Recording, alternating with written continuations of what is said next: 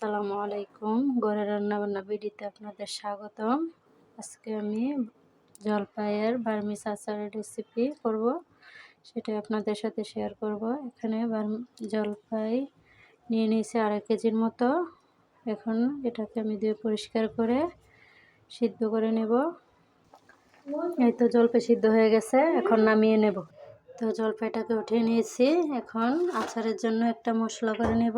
এখানে নিয়ে নিলাম আস্ত ধনিয়া, সরিষা, গোমরি, তারপর জিরে, পাঁচফোড়ন, এগুলোকে অল্প আছে ভেজে নেব। দিয়ে দিলাম কিছুটা শুকনো মরিচ। এখন চুলায় একটা কড়াই বসিয়ে দিলাম।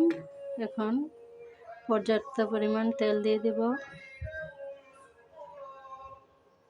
তেলটা গরম হয়ে আসলে দিয়ে দিলাম আস্ত পাঁচফোড়ন, দুটো তেজপাতা, আস্ত শুকনো মরিচ, দিয়ে দিলাম কিছুটা থেতো করা রসুন। এতে রসুনটা ভাজা হয়ে গেলে এখন দিয়ে দেব জলপাইগুলো।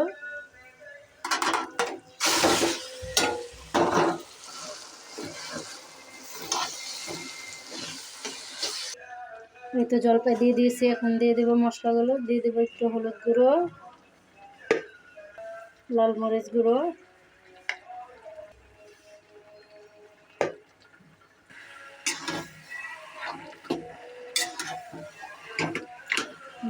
দিয়ে দেবো স্বাদ মতো লবণ। যে মশলাটা বানিয়েছিলাম তার থেকে দিয়ে দেবো হাফটুকু, আর হাফটুকু পরে ব্যবহার করব।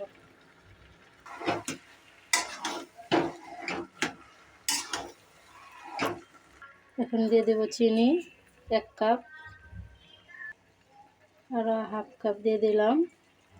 আপনারা পছন্দ অনুযায়ী চিনিটা বাড়িয়ে কমিয়ে নিতে পারেন। মনে হচ্ছে চিনিটা কম হয়েছে, সেজন্য একটু চিনি দিয়ে দিলাম। এতো আচার হয়ে গেছে। এখন বাকি গরম মশলাটুকু দিয়ে নামিয়ে নেব।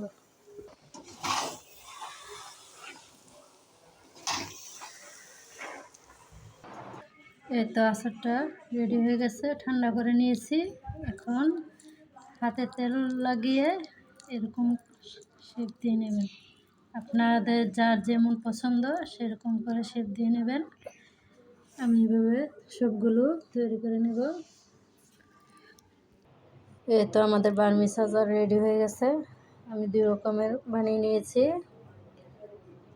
ভিডিওটা কেমন হয়েছে অবশ্যই কমেন্টে জানাবেন। ভিডিওটা ভালো লাগলে অবশ্যই চ্যানেলটাকে সাবস্ক্রাইব করে দেবেন। আল্লাহ হাফেজ। আসসালামু আলাইকুম।